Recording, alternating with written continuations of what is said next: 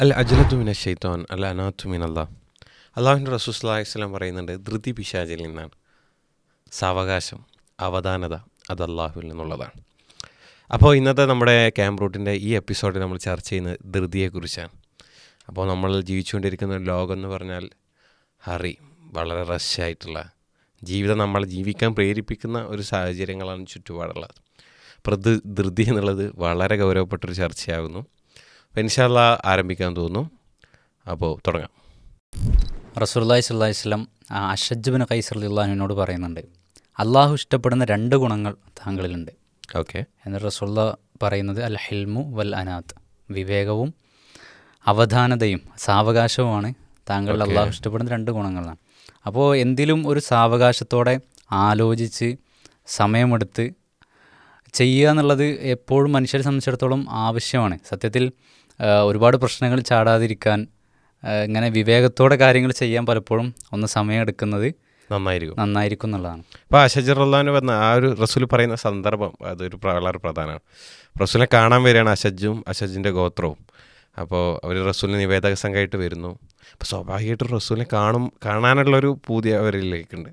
അപ്പോൾ അവർ മദീനയിലെത്തി അവർ നേരെ ഇറങ്ങി റസൂലിൻ്റെ അടുത്തേക്ക് വന്ന് റസൂലിനെ ആശ്ലേഷിച്ച് ഒക്കെ കൈകാര്യം ചെയ്യാം. പക്ഷേ ഇദ്ദേഹം ഇറങ്ങുന്നു, കുതിരയെ അവിടെ കെട്ടിയിടുന്നു, എന്നാൽ അദ്ദേഹത്തിന് പുതിയ നല്ല വസ്ത്രം എടുക്കുന്നു. അപ്പോൾ യാത്ര ഇതിൻ്റെ മുഷിപ്പൊക്കെ ഉണ്ട്, അത് മാറ്റി നല്ല വസ്ത്രം ധരിക്കുന്നു. എന്നിട്ടാണ് റസൂലിൻ്റെ അടുക്കിലേക്ക് വരുന്നത്. അപ്പോൾ റസൂൽ അദ്ദേഹത്തെ നിരീക്ഷിക്കുന്നുണ്ട്. അപ്പോഴാണ് റസൂൽ സ്വല്ലല്ലാഹി അലൈഹി വസല്ലം ഇത് പറയാം, താങ്കൾ ഈ 2 ഗുണം ഇഷ്ടപ്പെട്ടിട്ടുണ്ട് എന്ന്. അപ്പോൾ ഞാൻ പറഞ്ഞതെന്ന് വെച്ചാൽ ജീവിതത്തിൽ നമ്മൾ എപ്പോഴും ഏത് കാര്യം ചെയ്യുമ്പോഴും നമ്മൾ ഒരു വേഗത്തിൽ ചെയ്യുന്നതിൽ പ്രശ്നമില്ല. ലോകം വളരെ സ്പീഡായിട്ട് ഫാസ്റ്റായിട്ടുള്ള ലോകത്താണ് നമ്മൾ ജീവിച്ചുകൊണ്ടിരിക്കുന്നത്. അപ്പോൾ നമ്മൾ വേഗതയിൽ ചെയ്യുന്നതിൽ പ്രശ്നമില്ല. പക്ഷേ ധൃതി എന്നുള്ളത് പലപ്പോഴും ധൃതിയിൽ കാര്യങ്ങൾ ചെയ്യാമെന്ന് പറയുമ്പോൾ അവിടെ ആലോചനക്കുള്ളൊരു സ്പേസ് നഷ്ടപ്പെടും. നമ്മൾക്ക് അത് എന്താണ് ഇപ്പോൾ നമ്മൾക്കൊരു ജീവിതത്തിൽ സംഭവിക്കുന്ന ഒരു പ്രതികൂലമായിട്ടുള്ള ഒരവസ്ഥ, അല്ലെങ്കിൽ നമ്മൾ വിചാരിക്കാത്ത ഒരു റിയാക്ഷൻ ഒരു ആളിൽ നിന്നുണ്ടാകുന്നു. സ്വാഭാവികമായിട്ടും നമ്മൾ പ്രതികരിക്കാൻ ശ്രമിക്കും. അപ്പോൾ ചിലപ്പോൾ നമ്മളൊരു ടൈം കൊടുത്താൽ ആ പ്രതികരണത്തിൽ വ്യത്യാസം ഉണ്ടാകും. ചിലപ്പോൾ ആ റിലേഷൻഷിപ്പ് കുറച്ചുകൂടി നിലനിൽക്കും. അത് നമ്മൾക്ക് തന്നെ ഉപകാരപ്പെടുന്ന രൂപത്തിലേക്ക് എല്ലാത്തിനും നമുക്ക് മാറ്റിയെടുക്കാൻ പറ്റും. അപ്പോൾ ധൃതി എന്നുള്ളത് നമ്മളിൽ നിന്ന് ഉണ്ടാകാൻ പാടില്ല. ചില മേഖലകളുടെ റസൂൽ ഇസ്ലാമിൽ തന്നെ താല്പര്യപ്പെടുന്നുണ്ട്. അത് ഏതൊക്കെ മേഖലകളാണ്? ഇപ്പോൾ ധൃതി ഉണ്ടാകണമെന്ന് താല്പര്യപ്പെടുന്ന മേഖല പ്രത്യേകിച്ചും സൽക്കർമ്മങ്ങളുടെ വിഷയത്തിൽ ധൃതി കാണിക്കണമെന്നാണ് ഇസ്ലാം പഠിപ്പിക്കുന്നത്. ഖുർആൻ തന്നെ ഈ രൂപത്തിൽ ചില ആയത്തുകളാണ് വസാരിഉ വസാബിഖു എന്നൊക്കെ ഖുർആൻ സൂചിപ്പിക്കുന്നത് കാണാൻ കഴിയും. നിങ്ങൾ ധൃതിയിൽ മുന്നേറൂ, അതായത് മുസാബഖത്ത് പറഞ്ഞ മത്സരം എന്നാണ്. നിങ്ങൾ മത്സരിച്ച് മുന്നേറൂ എന്ന ഖുർആൻ സൂചിപ്പിക്കുന്നുണ്ട്. അതായത് സൽക്കർമ്മങ്ങളിലേക്ക്, അള്ളാഹുവിൽ നിന്നുള്ള പാപമോചനത്തിലേക്ക്, സ്വർഗത്തിലേക്ക് ഒക്കെ നിങ്ങൾ മുന്നേറൂ എന്ന് ഖുർആൻ സൂചിപ്പിക്കുന്നുണ്ട്. അപ്പോൾ സൽക്കർമ്മങ്ങളുടെ വിഷയത്തിൽ ഒരു ആവേശവും അതിലേക്കുള്ള ഒരു മത്സര ബുദ്ധിയും ശരിക്കും വിശ്വാസികൾക്ക് വേണമെന്നാണ് ഇസ്ലാം പഠിപ്പിക്കുന്നത്. അത് നല്ലൊരു തോട്ടാണ്. അങ്ങനെ പറയുന്നതിൻ്റെ കാരണം എന്ന് വെച്ചാൽ ഇപ്പം അസൂയ മതം ഒരിക്കലും അത് നിങ്ങളുടെ നന്മകളെ വിറകിനെ തിന്നുന്നത് പോലെ തിന്നുന്ന ഒരു മനസ്സിനെ ബാധിക്കുന്ന രോഗമാണ്. പക്ഷേ അസൂയ ഞാൻ പറഞ്ഞാൽ അതൊരു പോസിറ്റീവായ രൂപത്തിൽ ഉണ്ടാകേണ്ട മേഖല അതാണ്. ഒരാളിപ്പോൾ റസൂൽ 2 ഉദാഹരണം പറയുന്നുണ്ടല്ലോ. ഒന്ന്, ഒരാൾ വിജ്ഞാനം അള്ളാഹു അയാൾക്ക് വിജ്ഞാനം നൽകുന്നു. അപ്പോൾ അയാളത് എന്ത് ചെയ്യുന്നു വെച്ചാൽ നന്മ അതിൽ ഉപയോഗപ്പെടുത്തുന്നു, മറ്റുള്ളവർക്ക് പഠിപ്പിച്ചു കൊടുക്കുന്നു. അപ്പോൾ അതിൽ നമുക്ക് അസൂയ വെക്കാം, അഥവാ അയാളെപ്പോലെ ആകാനുള്ള ശ്രമം നമുക്ക് നടത്താം. ഒരാൾക്ക് അള്ളാഹു സമ്പത്ത് നൽകുന്നു, സമ്പത്തെന്ന് അനുഗ്രഹം നൽകി അയാളത് നന്മയിൽ ചിലവഴിക്കുക. അപ്പോൾ അവരോട് അസൂയ വെക്കാം. അപ്പോൾ നന്മയിൽ അസൂയ, മത്സരം. അപ്പോൾ മത്സരം ഉണ്ടാകേണ്ട സന്ദർഭങ്ങളാണ് സത്യത്തിൽ നന്മയുടെ കാര്യത്തിൽ. അതിൽ നമ്മൾക്ക് ധൃതി വേണം. ഈ സ്വർഗത്തെക്കുറിച്ച് പറയുമ്പോൾ ഖുർആൻ സൂചിപ്പിക്കുന്നുണ്ട് ഒഫീദാലിക ഫല്യത്തനാഫസിൽ മുത്തനാഫിസ്.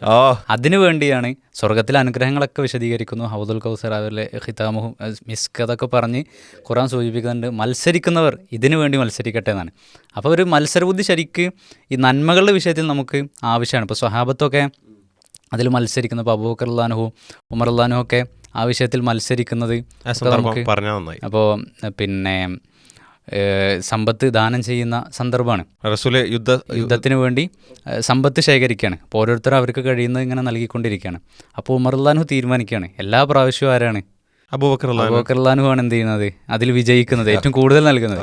അപ്പോൾ ഉമർ റളിയല്ലാഹു അൻഹു അതിലേക്ക് നൽകുകയാണ്. പിന്നെ വലിയൊരു സംഖ്യ അതിലേക്ക് നൽകുന്നു. ഇതിൽ അദ്ദേഹം വിജയിക്കുന്നതാണ് അദ്ദേഹം തീരുമാനിക്കുന്നത്. അപ്പോൾ ഓരോരുത്തർ എന്ത് നൽകിയെന്നിങ്ങനെ ചോദിക്കുന്നു. അബൂബക്കർ റളിയല്ലാഹുവിൻ്റെ സമീപത്തെത്തുമ്പോൾ അദ്ദേഹം പറയുന്നത്, ഇനി എന്താണ് ബാക്കിയുള്ളതെന്ന് ചോദിക്കുമ്പോൾ അള്ളാഹു റസൂലാണ് ഇനി ബാക്കിയുള്ളത് എന്നാണ്. അപ്പോൾ അവിടെ അവരൊരു മത്സര ബുദ്ധിയോടുകൂടി അതിനെ കണ്ടിരുന്നു എന്നാണ്. തീർച്ചയായിട്ടും മാഷാ അല്ലാ. അല്ല ഞാനത് വളരെ പ്രധാനമാണ്.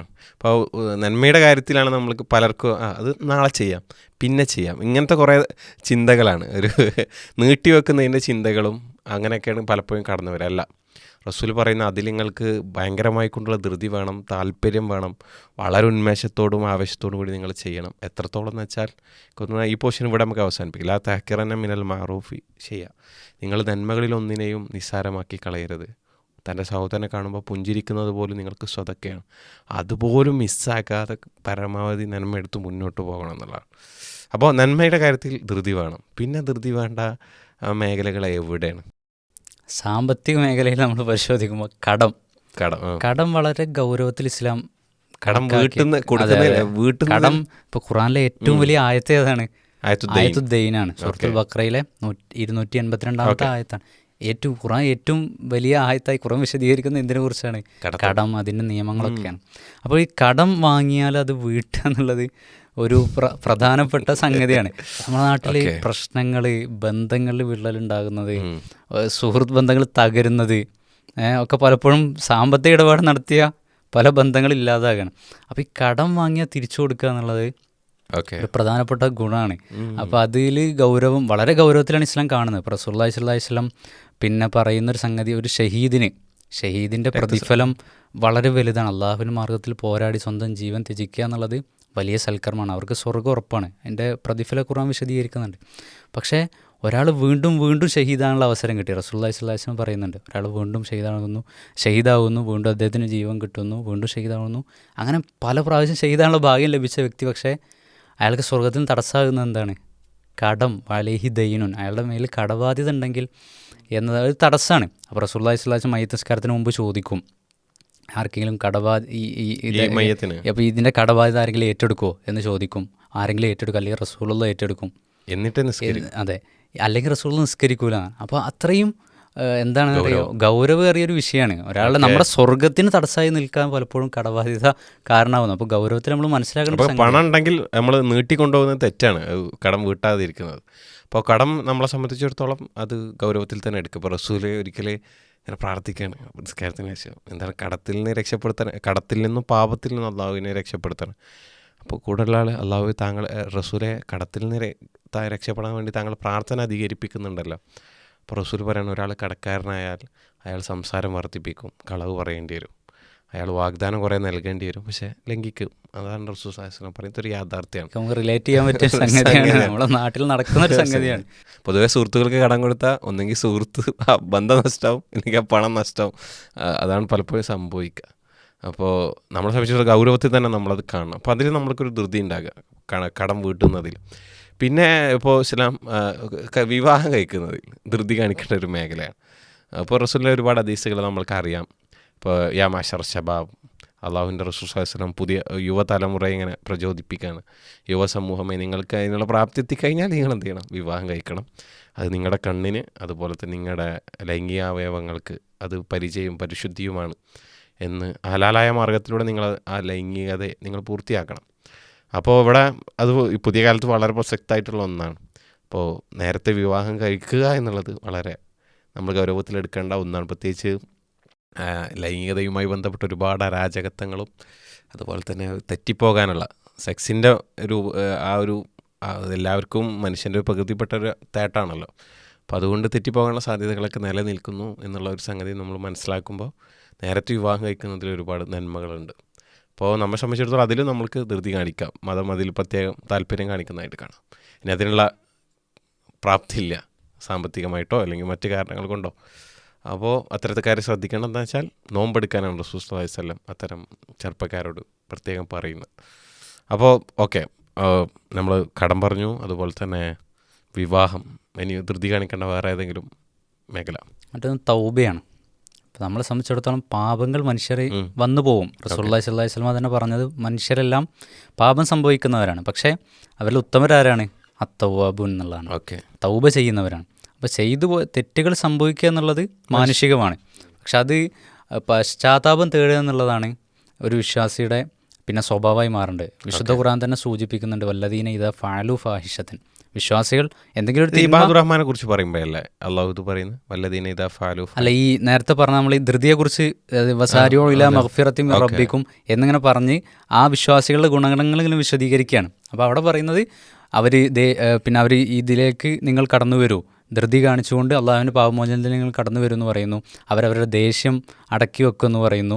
ശേഷം പിന്നെ പറയുന്നത് എന്താ, വല്ലദീന ഇദാ ഫഅലു ഫാഹിഷത്തൻ ഔ ളലമു അൻഫുസഹും, അവരെന്തെങ്കിലും ഒരു തിന്മ ചെയ്തു പോയാൽ അല്ലെങ്കിൽ അവർ സ്വന്തത്തോട് അക്രമം ചെയ്തു പോയാൽ ഫസ്തഗ്ഫറു ലിദുനൂബിഹിം, അവരെന്ത് ചെയ്യും, അവരുടെ പാപങ്ങൾക്ക് അള്ളാഹുവിനോട് പശ്ചാത്തപിക്കും, പാപമോചനം തേടും. എന്നിട്ട് ഖുർആൻ ചോദിക്കുന്നു, വമൻ യഗ്ഫിറുദ്ദുനൂബ ഇല്ലല്ലാഹ്, അള്ളാഹു അല്ലാതെ ആരാണ് പാപം പുറത്തു തരാനുള്ളത് എന്ന്. വലം യുസിറു അലാ മാ ഫഅലു എന്നതാണ്. അപ്പോൾ അവരൊരിക്കലും എന്ത് ചെയ്യൂല, അവർ ചെയ്തതിൽ ഉറച്ചു നിൽക്കൂല. അത് നമുക്ക് ഒരു ശ്രദ്ധിക്കേണ്ട സംഗതിയാണ്. നമ്മൾ പാപം സംഭവിക്കാം, പക്ഷെ അതിനെ ന്യായീകരിക്കുകയും അതിൽ ഉറച്ചു നിൽക്കുകയും അത് ആവർത്തിക്കുകയും ചെയ്യാന്നല്ല. അത് തെറ്റാന്ന് മനസ്സിലായാൽ തിരുത്തുകയും പശ്ചാത്തപിച്ച് മടങ്ങുകയും ചെയ്യാന്നാണ്. അപ്പോൾ റമദാനൊക്കെ അതിന് വലിയൊരു സാധ്യതയാണ്. അള്ളാഹു പാപമോചനത്തിൻ്റെ വാതിലുകൾ തുറക്കുന്ന, നരകമോചനത്തിൻ്റെ സാധ്യതകളുള്ള മാസമാണ് റമദാൻ. അവിടെ അത് വളരെ പ്രധാനപ്പെട്ട ഒരു സംഗതിയാണ്. ആളുകളിൽ നിന്ന് ഒരു വിശ്വാസിയിൽ നിന്നും പാപം സംഭവിക്കില്ല എന്നുള്ളതല്ല, പക്ഷെ അവർ ആ പാപത്തിൽ ഉറച്ചു നിൽക്കില്ല, ന്യായീകരിക്കില്ല. പക്ഷെ പലപ്പോഴും സംഭവിക്കുന്നതെന്ന് വെച്ചാൽ ആളുകൾ തിരുത്തുമ്പോൾ അതിനെ നമ്മൾക്കൊരു പോസിറ്റീവായി കാണാൻ പറ്റണം. ഇപ്പോൾ നമ്മളൊരു തെറ്റ് സംഭവിക്കുന്നു, അപ്പോൾ ഒരാൾ നമ്മളെ തിരുത്താൻ ഒരാളുണ്ടാകുന്നത് അത് തെറ്റാണെന്ന് ഒരു ഓർമ്മിപ്പിക്കാൻ ഒരാളുണ്ടാകുന്നത് വലിയ നന്മയാണ്. അവർ ഓർമ്മിപ്പിച്ച രീതി രീതിയോ അല്ലെങ്കിൽ നമ്മൾ അപമാനിക്കുന്ന രൂപത്തിലൊക്കെ ആയിരിക്കാം. പക്ഷേ ഏത് രൂപത്തിലാണെങ്കിലും നമ്മളിൽ നിന്ന് തിന്മ സംഭവിച്ചു, അപ്പോൾ തിന്മയാണ് തിരിച്ചറിഞ്ഞാൽ, സംഭവിച്ചു എന്നറിഞ്ഞാൽ ഉടനെ പശ്ചാത്തപിക്കാനുള്ളൊരു മനസ്സ് നമ്മൾ രൂപപ്പെടുത്തിയെടുക്കണം. അള്ളാഹുവിനോട് ധാരാളമായി ഇസ്തിഗ്ഫാർ തേടുകയും ചെയ്യാം. അപ്പോൾ ഓക്കെ, അപ്പോൾ ആ തൗബൻ്റെ കാര്യത്തിൽ എനിക്കൊന്നു ധൃതി നന്നായിട്ട് കാണിക്കണം. അപ്പോൾ ഇതിൽ ഇനി എന്തെങ്കിലും തൗബയുടെ കാര്യത്തിൽ ചേർക്കാണ്ടോ? ഇല്ല, പക്ഷേ നമ്മൾ ഈ ധൃതി പാടില്ല എന്ന് പറഞ്ഞൊരു സംഗതി ഇപ്പോൾ പിന്നെ നമ്മൾ പുതിയ കാലത്ത് നമ്മൾ സമൂഹ മാധ്യമങ്ങളൊക്കെ പിന്നെ വളരെയധികം ഉപയോഗിക്കുന്ന, അതിൻ്റെ പ്രചാരം ഒരുപാടുള്ള കാലമാണ് സോഷ്യൽ മീഡിയ.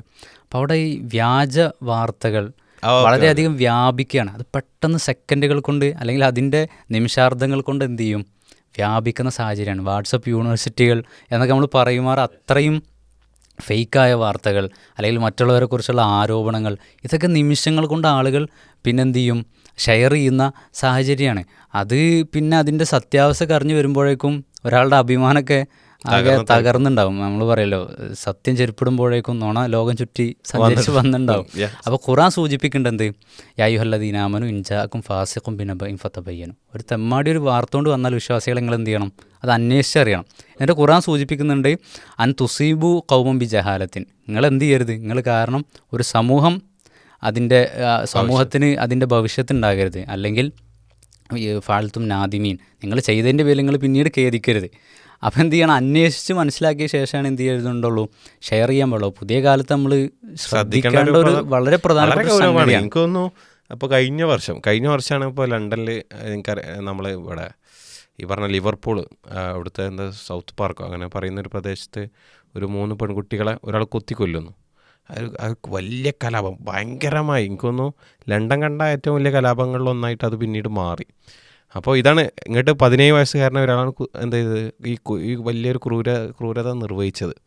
പക്ഷെ എന്താ സംഭവിച്ചതെന്ന് വെച്ചാൽ സോഷ്യൽ മീഡിയയിൽ പ്രചരിച്ചത് ഇതിൻ്റെ ഡീറ്റെയിൽസ് ഒന്നും പുറത്ത് വിട്ടിട്ടായിരുന്നു പോലീസ്. അപ്പോൾ ഇതൊരു മുസ്ലിമാണെന്നുള്ള നിലയ്ക്ക് അവിടെ ഓൾറെഡി എന്ത് നിലനിൽക്കുന്നുണ്ട്, മുസ്ലിം കുടിയേറ്റങ്ങൾക്കെതിരെയൊക്കെ ഭയങ്കരമായി കൊണ്ടുള്ള അവിടുത്തെ തീവ്ര വലതുപക്ഷ പാർട്ടികളുടെ ഭാഗത്തു നിന്നൊക്കെ ഭയങ്കര വിരോധവും വെറുപ്പും നിലനിൽക്കുന്ന സമയമാണ്. ഇതൊരു മുസ്ലിം വംശജനാണെന്ന് വിചാരിച്ചിട്ട് പിന്നെ മോസ്കുകളുടെ പള്ളിയുടെ മുമ്പിലൊക്കെ ഭയങ്കരമായി പ്രതിഷേധങ്ങളും അക്രമങ്ങൾ, ഭയങ്കരമായിട്ടുള്ള നാശനഷ്ടങ്ങളാണ് ഉണ്ടായത്. എത്ര അറസ്റ്റാണ് സംഭവിച്ചതെന്ന് അറിയോ? ഒക്കെ ഇങ്ങനെ സംഭവിച്ചു വെച്ചാൽ സോഷ്യൽ മീഡിയയിൽ നടന്ന അസത്യങ്ങളുടെ ഒരു പ്രചരണം വഴിയാണ് ഇത്ര വലിയ കലാപം അത് സൃഷ്ടിക്കപ്പെട്ടത്. പിന്നീട് അതൊരു മുസ്ലിം വംശജനൊന്നല്ല എന്നുള്ളത് തെളിയിക്കപ്പെടുന്നു. ഞാൻ സൂചിപ്പിക്കുന്നത് വെച്ചാൽ നമ്മളുടെ ഒരു അശ്രദ്ധ കൊണ്ടുപോകുക, നിങ്ങൾ ഖേദിക്കും എന്നുള്ള അള്ളാഹു പറയുന്നുണ്ടല്ലോ. അപ്പോൾ നിങ്ങളെ ജഹാലത്ത് നമ്മളെ സംബന്ധിച്ചിടത്തോളം ഒരു സമൂഹത്തെ നശിപ്പിക്കുന്നതിലേക്ക് ഇപ്പോൾ പല കലാപങ്ങൾ പരിശോധിച്ചാലും ഇങ്ങനത്തെ എന്തെങ്കിലും ചെറിയ സംഗതികളാണ്, ഈ അസത്യത്തിൻ്റെ പ്രചരണമാണ് പലപ്പോഴും വഴിവെക്കുക എന്നുള്ളതാണ്. അപ്പോൾ ഇത് പുതിയ കാലത്ത് വളരെ ഇമ്പോർട്ടൻ്റ് ആയൊരു മെസ്സേജാണ്. വെറുപ്പ് പ്രചാരണം, വിദ്വേഷം പ്രചരിപ്പിക്കാനൊക്കെ ഇത് കാരണമാകും. അപ്പോൾ ഇത് സത്യമാണോ എന്ന് അന്വേഷിച്ചിട്ട് വേണം നമ്മൾ ചെയ്യാൻ. പിന്നെ സത്യമായതെല്ലാം ഷെയർ ചെയ്യാനുള്ളതല്ല എന്നൊരു ബോധ്യം കൂടി നമുക്ക് വേണം എന്നുള്ളതാണ്. പറയുന്നത് സത്യമായിരിക്കണം. അതെ, എല്ലാം നാട്ടിൽ നടക്കുന്ന എല്ലാ സത്യം ഷെയർ ചെയ്യേണ്ട സാധനമല്ല. ഓക്കെ, ആവശ്യമുള്ളത് ചെയ്താൽ മതി. ആ വിവേകം കൂടി നമുക്ക് തീർച്ചയായിട്ടും ഉണ്ടാകണം. അപ്പോൾ നമ്മളെ സംബന്ധിച്ചിടത്തോളം എല്ലാം ഷെയർ ചെയ്യുക, എല്ലാം എത്തിക്കുക എന്നുള്ളതൊരു ആളുകൾ. പക്ഷേ ഇന്ന് ഫാക്റ്റ് ചെക്ക് ചെയ്യാനുള്ള ഒരുപാട് സൈറ്റുകളുണ്ട്, ഒരുപാട് ടൂൾസ് ഉണ്ട്, അതൊക്കെ ഉപയോഗപ്പെടുത്തുക. പിന്നെ AI ജനറേറ്റഡ് ആയിട്ട് എത്രയോ വീഡിയോസ് വരുന്നുണ്ട്, പലർക്കും അത് മനസ്സിലാകാത്ത പ്രശ്നങ്ങളുണ്ട്. അപ്പോൾ ഇതൊക്കെ ഖുർആൻ പറഞ്ഞ പോലെ ഇത് വിവരമുള്ളവരോട് ചോദിക്കുക, എന്നിട്ട് അതിൽ നമ്മളെ സംബന്ധിച്ചിടത്തോളം കൃത്യമായിട്ടുള്ളൊരു ശ്രദ്ധ നമ്മൾക്ക് ഉണ്ടാകണം. ഇല്ലെങ്കിൽ ഇതിൽ ധൃതിയിൽ നമുക്ക് വലിയൊരു സാധ്യത കൂടിയുണ്ട് പുണ്യങ്ങൾക്ക്. പ്രബോധനം എന്നുള്ളത് വലിയൊരു സാധ്യതയാണ്. ഓക്കെ, പ്രബോധനത്തിൻ്റെ അള്ളാഹുവിൻ്റെ ദീന് പ്രചരിപ്പിക്കുക എന്നുള്ളത് വലിയ പ്രതിഫലാർഹമായ സംഗതിയാണ്. അവിടെ വലിയൊരു സാധ്യതയാണ് സത്യത്തിൽ ഈ ഒരു പുതിയ കാലത്ത് നമുക്ക് ഈ ഒരു വേഗതയുടെ ലോകത്ത് നമുക്ക് കിട്ടുന്നത്. നമ്മുടെ വിരൽത്തുമ്പിൽ നമുക്ക് സ്വർഗ്ഗം ലഭിക്കുന്ന സാഹചര്യമാണ്. കാര്യങ്ങൾ അറിയാനും പഠിക്കാനും മനസ്സിലാക്കാനും അത് പ്രചരിപ്പിക്കാനും വലിയൊരു സാധ്യതയാണ്. അപ്പോൾ ഇൽമ് അതിൻ്റെ യഥാർത്ഥ സ്രോതസ്സിൽ നിന്ന് പഠിക്കാനും മനസ്സിലാക്കാനും നമ്മൾ ശ്രമിക്കണം. അത് അവിടെയും പിന്നെന്ത് വ്യാജ പതിപ്പുകൾ നമുക്ക് കാണാം. അപ്പോൾ അവിടെ യഥാർത്ഥ സോഴ്സിൽ നിന്നായിരിക്കണം നമ്മുടെ അറിവ് നേടേണ്ടത്. അത് കൃത്യമായി ജനങ്ങൾക്ക് എത്തിച്ചു കൊടുക്കാനും വലിയൊരു സാധ്യത നമ്മുടെ മുമ്പിലുണ്ട്. അപ്പോൾ അതും ഈ ഒരു പുതിയ കാലത്ത് നമ്മൾ ഉപയോഗപ്പെടുത്തണം എന്നതാണ്. അപ്പോൾ ധൃതിയെക്കുറിച്ചാണ് ഇപ്പോൾ നമ്മളിങ്ങനെ ഡിസ്കസ് ചെയ്ത്. അപ്പോൾ ധൃതിയിൽ ഇപ്പോൾ നമ്മൾ പലപ്പോഴും ധൃതി നമ്മൾ പറഞ്ഞ പോലെ നമ്മൾ ഒരുപാട് പ്രശ്നങ്ങളിലേക്ക് എത്തിക്കുന്നു, നമുക്ക് ഒരുപാട് നഷ്ടങ്ങൾ ഉണ്ടാക്കുന്നു. അതിനേക്കാളപ്പുറം നമുക്ക് ഒരു സംഗതി ആസ്വദിക്കുക, ഒരു ഡീപ്പ് കണക്ഷൻ നമ്മൾ ചെയ്യുന്ന പ്രവൃത്തിയോട് ഉണ്ടാകുക എന്നുള്ളത് പലപ്പോഴും ഈ ധൃതിയിലൂടെ നഷ്ടപ്പെടുന്നു എന്നുള്ളതാണ് സത്യം. ഇപ്പോൾ നമസ്കാരത്തിൻ്റെ കാര്യത്തിൽ ഇപ്പോൾ റസൂൽ പറയുന്ന കുറച്ച് സംഗതികളുണ്ടല്ലോ. ഇപ്പോൾ നിസ്കാരം, ഇപ്പോൾ ഒരാൾ നിസ്കരിക്കുന്നു, പെട്ടെന്ന് അത് കഴിയുന്നു. റസൂൽ പറഞ്ഞു ഒന്നും കൂടി പോയിട്ട് നമസ്കരിക്കാൻ വേണ്ടി പറയുന്നു. അപ്പോൾ ഖുശൂ ഇല്ല, പലരും പരാതിപ്പെടാറുണ്ട്, നിസ്കാരത്തിൽ ഭക്തി കിട്ടുന്നില്ല. അപ്പോൾ സത്യത്തിൽ ഈ റഷാവുക എന്നുള്ളത് ഇതിലൊരു പ്രശ്നം തന്നെയല്ലേ? അതെ. അപ്പോൾ റസൂലുള്ളാഹി സ്വല്ലല്ലാഹി അലൈഹി വസല്ലം ഒരാളോട് തിരിച്ച് നമസ്കരിക്കാൻ പറയുന്നുണ്ട്. ഒരാൾ പെട്ടെന്ന് നമസ്കരിച്ച് വരുമ്പോൾ വീണ്ടും നമസ്കരിക്കാൻ ആവശ്യപ്പെടുന്നുണ്ട്. ഇങ്ങനെ കോഴി കൊത്തുന്നത് പോലെ നിങ്ങൾ നമസ്കരിക്കരുത്, മുനാഫിക്കുകളുടെ നമസ്കാരത്തെക്കുറിച്ച് എന്ന് റസൂലുള്ളാഹി സ്വല്ലല്ലാഹി അലൈഹി വസല്ലം പഠിപ്പിക്കുന്നുണ്ട്. അപ്പോൾ ഈ ആരാധനകളിലും ഒക്കെ നമസ്കാരത്തിൻ്റെ പ്രധാന അതിൻ്റെ ഒരു അടിസ്ഥാനമായി കൊണ്ട് തന്നെ വ്യത്യസ്ത വിഷയങ്ങൾ, ഇപ്പോൾ സുജൂദും റുക്കുവൊക്കെ പോലെ തന്നെ പ്രധാനമായിട്ട് പഠിപ്പിക്കുകയാണ് തുമഅനീനത്ത് എന്നത്. ഇതിൽ അടങ്ങി ഒതുങ്ങി കഴിയുക, ഒരു ശാന്തത എന്ന സംഗതി ഉണ്ടാവുക എന്നുള്ളത്.